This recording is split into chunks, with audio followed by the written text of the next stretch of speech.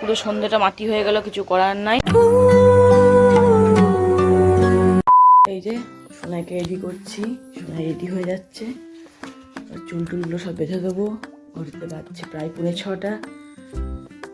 যেহেতু morning school তাই তাড়াতাড়ি রেডি হতেই হবে এখন। আর 15 মিনিট পরেও বেরিয়ে যাবে। এই যে সোনাইকে রেডি করে দিয়েছি, সোনাইকে এখন খাওয়াচ্ছি আমি।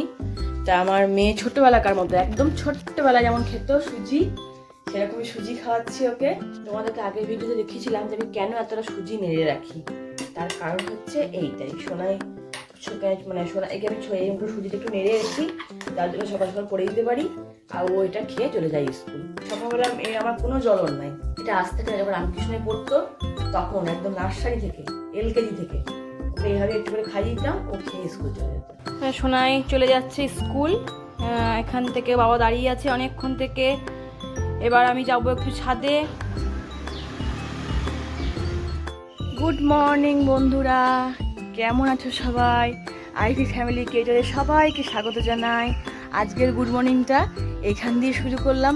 তার আগেই তোমাদের দেখিয়ে দিয়েছি যে সোনাইকে স্কুল পাঠিয়েছিলাম, পাঠাবার সময় রেডি করছিলাম, তখন আমি ইচ্ছা করে গুড মর্নিং বলিনি তোমাদেরকে। তার কারণ আজকের ভ্লগটা এইভাবেই শুরু করলাম।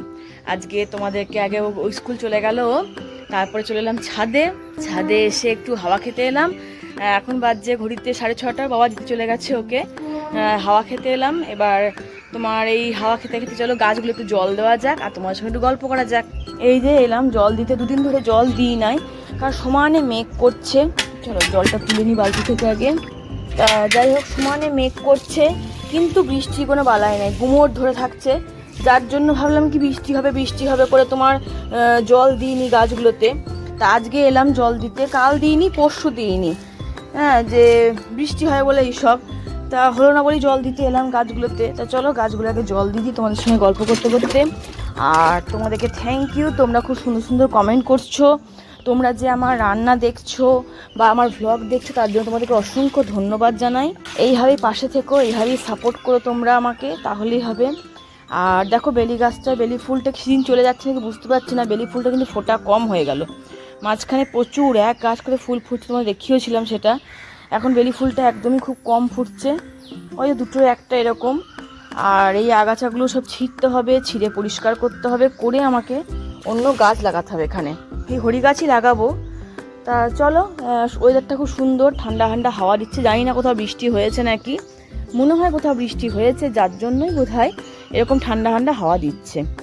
আজকের ভ্লগটা এইভাবেই শুরু করলাম। ওই জন্য বৃহস্পতিবার, ঘরের সমস্ত কাজ আছে, স্নান পুজো আছে, সবটাই করতে হবে। ধীরে ধীরে তোমার সঙ্গে সবটাই শেয়ার করব।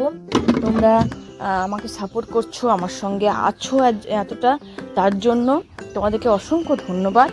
তা চলো সারাদিন কী করলাম, টুকিটাকি কী সারলাম, সমস্ত কাজ সবটাই, কি রান্না করলাম না করলাম সবই তোমার সঙ্গে শেয়ার করব।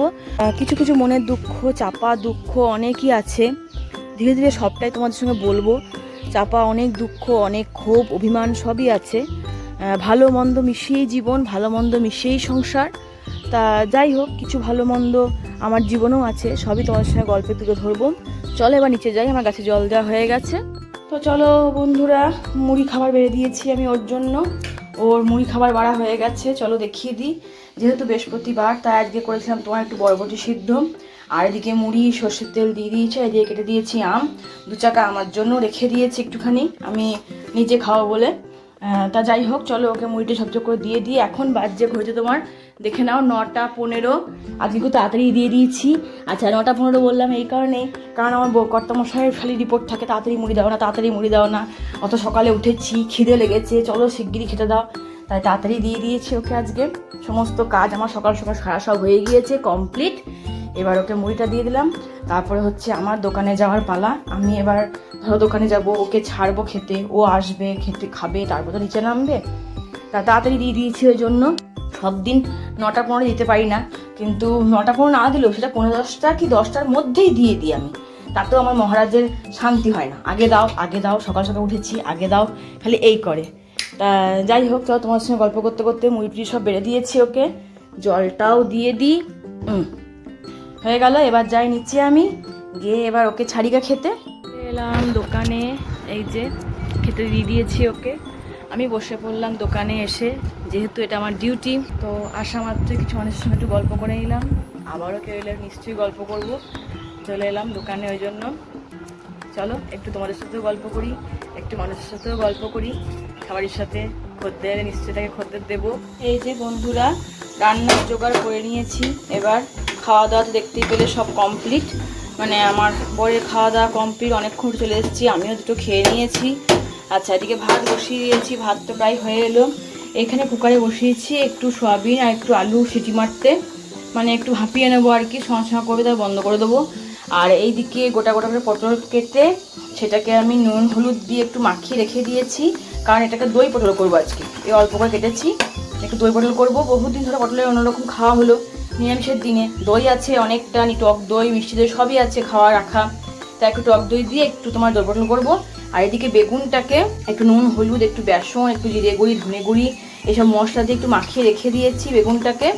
এই বেগুনটা একটু ভাজা করবো, একটু কড়কড়ে করে ভাজা করবো। মাঝে মধ্যে বেসন ছিটিয়ে ভাজলে পরে বেশ কড়কড়ে হয় এবং খেতে খুব টেস্টি হয়। আর এদিকে ধরো দুরকমভাবে আমি টমেটো লঙ্কা সব দুটো তরকারির জন্য আলাদা আলাদা রেডি করে নিয়েছি। তা মোটামুটি রান্নার জোগাড় সব কমপ্লিট, বসিয়েও দিয়েছি, টুকটুক করে আস্তে আস্তে করে নিই চলো। আর এদিকে আজকে ডাল করব না, তার কারণ হচ্ছে আমার কর্তামশাই বলছে ডাল লাগবে না, ডাল করবো না আজকে, দই দিয়ে আম দিয়ে আজকে খাবো, অনেক দিন এইভাবে খাইনি। এবার ডাল করে সেটা লাগে না, দুটো প্রাণী ডাল খেতে, ওই জন্য ডাল কিছু করবো না আজকে। আর সোনায় ধরো লাগে এক মুঠো, আর সোনাইকে একটু শুকনো শুকনো করে মাখিয়ে দিলে সোনায় খেয়েও নেবে। বিশেষ করে ঘি যদি দেওয়া হয়, ওকে যদি পাতে একটু ঘি দেওয়া হয় ওরা কিচ্ছু লাগবে না। তা যাই হোক, ঘি যদি নাও দিও, ভাজা হয়ে গেছে মনের মতো ভাজা, মানে বেগুন ভাজার ফেভারিট, একটু পাঁপড় ভাজা করে দেবো। আর দই পটল রয়েছে, ওই দিয়েও খেয়ে নেবে। তা যার জন্য যে ডালটা আজকে ক্যান্সেল। তা চলো রান্নাটা আবার শুরু করে দিই। বসিয়ে দিলাম সয়াবিনের তরকারি বন্ধুরা। এই যে মশলাটাকে বেশ করে কষিয়ে নিচ্ছি। আচ্ছা, নিরামিষ যেটা সয়াবিনের তরকারি, সেই জন্য তোমার আদা বাটা জিরে গুঁড়ি ধনে গুঁড়ি একটু কাশ্মীরি লঙ্কার গুঁড়ি টমেটো পেস্ট আর কিছু দিইনি। আর গোটা গরম মশলা 2-4টে দানা একটু ফোড়ন দিয়েছিলাম, মানে যেটা 5 টাকার যে পাতাটা পাওয়া যায় কিন্তু সেইটা ফোড়ন দিয়েছিলাম। ফোড়নে আর কিছু দিইনি, কাঁচা লঙ্কা দিয়ে দিয়েছি গোটা গোটা, কারণ চিড়ে দিলে খুব ঝাল হয়ে যাবে, সোনাই তখন খেতে পাবে না, সেই জন্য আমরা যখন প্রয়োজন হবে কাঁচা লঙ্কা মাখিয়ে খাবো। তাই এবার মশলাভাবে কষিয়ে নিচ্ছি, তখন নামাবার সময় ঘি গরম মশলা একটু দিয়ে দেবো। আর এদিকে আমি তোমার আলুটা একটু সিটি মেরে রেখেছি, আর সয়াবিনটাকে তোমার ওই কুকারে দেওয়ার আগে হালকা নিয়েছিলাম, মানে তেলের ওপরে হালকা নেড়ে একবারে কুকারে ভরে দিয়েছিলাম। তা সেইটাই এবার দিয়ে দেবো, মশলাটা কষানো হয়ে গেলে ভালো করে। আর কিছু না, বেশি কিছু হাবজি গুবজি না, যদিও সবাই সাধারণ সয়াবিন তৈরি করতে পারো, না পারা কেউ নয়, কিন্তু আমি যেহেতু এভাবে করলাম তাই তোমাদের সঙ্গে শেয়ার করলাম। সয়াবিনটা দিয়ে দেওয়ার পরে এবার এই যে মশলার সঙ্গে ভালো করে কষিয়ে নিচ্ছি, আলু আর সয়াবিন একসঙ্গে বেশ করে কষিয়ে নিচ্ছি। দেখতেই পাচ্ছ গায়ে গায়ে লেগে লেগে যাওয়াতে খুব সুন্দর রং হয়েছে, কিন্তু আজকে আমি গায়ে গায়ে করবো না, কারণ আজকে একটু ঝোল ঝোল করে করব। প্রায় যদি ধরো কষা কষা গায়ে গায়ে মাখা মাখা করে করা হয় বা ডিম দিয়েও করা হয়, পারলে নিশ্চয়ই তোমাদের সঙ্গে ডিম দিয়ে একদিন শেয়ার করবো রেসিপিটা। যাই হোক, ডিম দিয়েও করা হয়, ওই জন্য আজকে ঝোল ঝোল করে করবো, একটু মানে রসা রসা করে করবো। আগে ভালো করে কষিয়ে নিয়ে এটাকে কষিয়ে নেওয়ার পরে ঢেলে দিলাম জল। এবার তোমরা বলবে যে এত জল ব্যাপারটা নয়, ব্যাপারটা তোমাদেরকে প্রথমেই বললাম যে একটু আমি ঝোল ঝোল করবো, আর এটা ফুটে যাওয়ার পর বেশ খানিকটা মরে যাবে, অতএব এটা গায়ে গায়ে অটোমেটিক তখন হয়ে যাবে। আর সয়াবিনগুলো তখন জলে ফুলবে একটুখানি, সেই জন্য এমনি তো জল চেপে ধরো তাকে নেড়ে ভেজে রাখা আছে, তবুও আজকে একটু দেখি না এরকম করে কি হয়। আর এরকম করেছি, ওই জন্য আমার বড় বেশি খেতে ভালো লেগেছে, তাই আজকে বললো একটু তোমার রসা রসা করে করো, একদম শুকনো শুকনো মাখা মাখা করে করো না। তাই একটু বেশ করে ফুটুকটা করতে তারপর নামিয়ে নেবো। এই দেখো সয়াবিন তরকারিটা হয়ে যাওয়ার পর আমি ঢাকা দিয়ে একবার নিচে গেছিলাম, তো দেখো কতটা গায়ে গায়ে হয়ে গেছে, একদম পুরো মাখা মাখা মাখা মাখা পুরো হয়ে গেছে, সব সয়াবিন ফুলে উঠেছে, জল টেনে নিয়েছে একদম। তরকারিটা এবার নামিয়ে নিয়ে পটলটা বসাই। এই যে সোনাই চলে এসছে মা করে, এইমাত্র বাড়ি এলো। বাবা দিয়ে চলে গেল? বাজারে গেল বাবা নাকি? ও, বাবা ওকে দিয়ে বাজার চলে গেছে। বসো, শরবত দিচ্ছি, একটু বসো, তারপর দিচ্ছি, করে রেখেছি একদম, এখনই ফ্রিজ থেকে বার করে দেবো না, তাই না এখনই ঠান্ডা দই নয়, একদম ঠান্ডা দই এখন না, দুপুরবেলা দেবো, দই আম সব দুপুরবেলা দেবো, কাটবো তখন দেবো। বসো, দিচ্ছি। চলো, রান্না করতে করতেই শেষ হয়নি এখন রান্না, ওকে করতে করতেই চলে এলো। আমি রান্নাটা ছেড়ে নিই। তোমাদেরকে প্রথমেই বললাম যে তেল পটলটা করবো, তার জন্য পটলগুলো ধরে এখানে লাল লাল ভেজে তুলে নিয়েছি। আর এখানে কড়াইয়ে যে তেল ছিল পটল ভাজার তেল, ওই তেলে দিয়েছি টমেটো আর এই গোটা একটু গরম মশলা ফোড়ন, মানে দুটো এলাচ, দুটো দারচিনি, দুটো লবঙ্গ, এই ফোড়ন দিয়ে দিয়েছি। এইটাকে একটু ভেজে নিয়ে তার এরপর একটু চিনি দিয়েছিলাম। আর এখানে তোমার একটু মশলা করে রেখেছি, আদা বাটা, অল্প আদা বাটা, জিরে গুঁড়ি, ধনে গুঁড়ি, একটু কাশ্মীরি লঙ্কার গুঁড়ি, হলুদ গুঁড়ি, এই দিয়ে করে রেখেছি। কাঁচা লঙ্কাগুলোকে গোটা গোটা রেখে দিয়েছি, কারণ গোটা গোটায় ফেলে দেবো, ঝাল চিড়ে চিড়ে দিলে ঝাল হয়ে যাবে, খুব সোনাই খেতে পারবে না তার জন্য।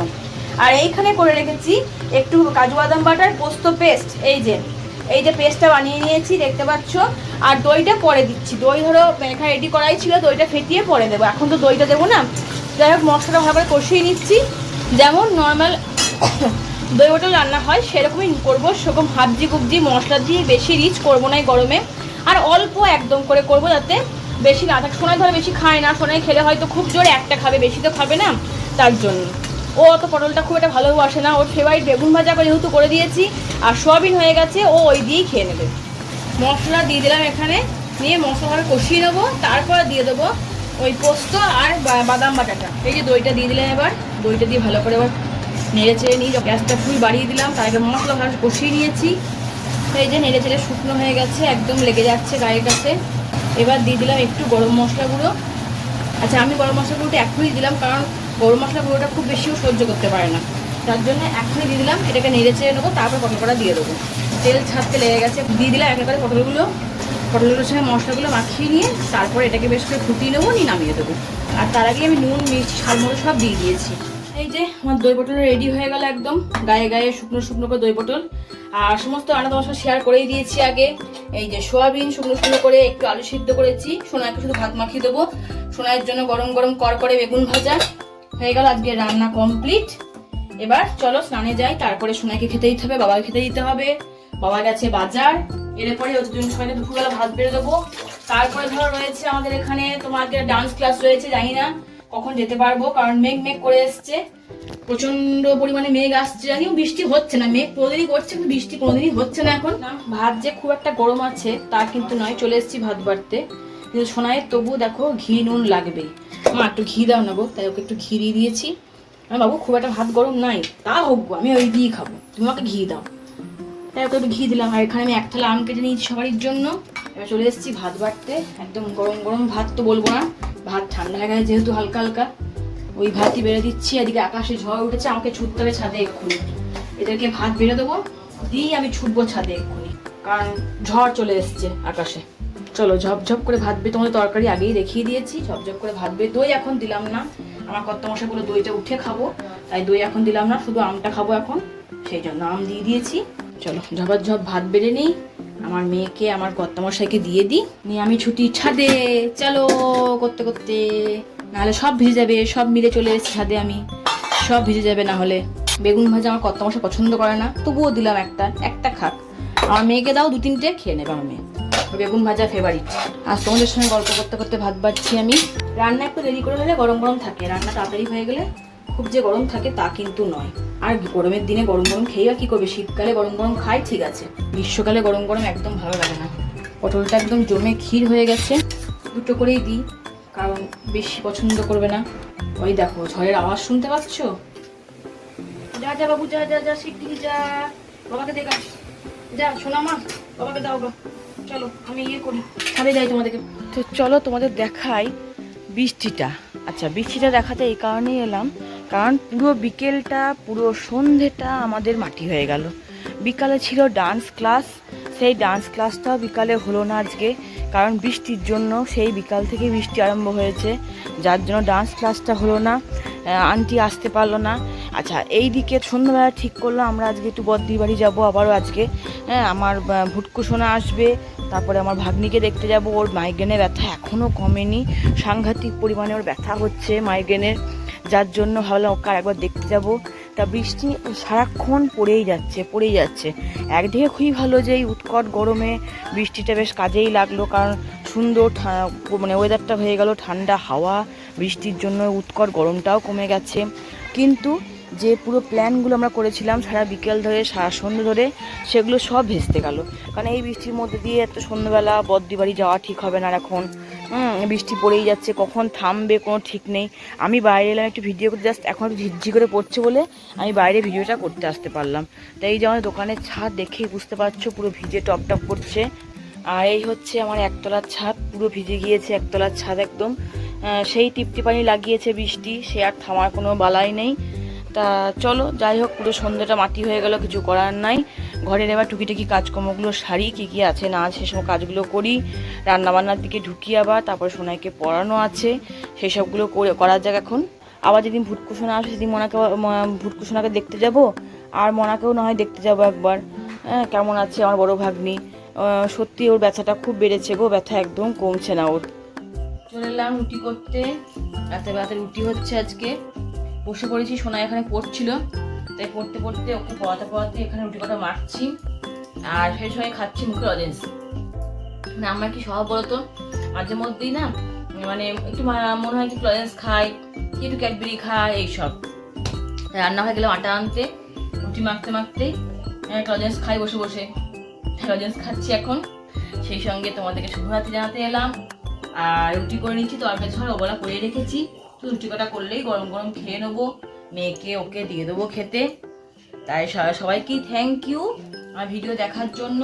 তোমরা ভালো থেকো, তোমরা সুস্থ থেকো, বাড়ির সবাইকে ভালো রেখো, নিজেরাও ভালো থেকো, নিজেদের যত্ন নিও। আজকের ভ্লগটা এখানেই শেষ করছি, আজকের ভিডিও এখানেই শেষ করছি। দেখা হচ্ছে নেক্সট কোনো ভ্লগে, নতুনত্ব কিছু নিয়ে, নতুনত্ব গল্প নিয়ে, আমার মনের গোপন কথা শেয়ার করা নিয়ে আবার দেখা করবো তোমার সঙ্গে। আজকের মতো এখানেই শেষ করছি, টাটা।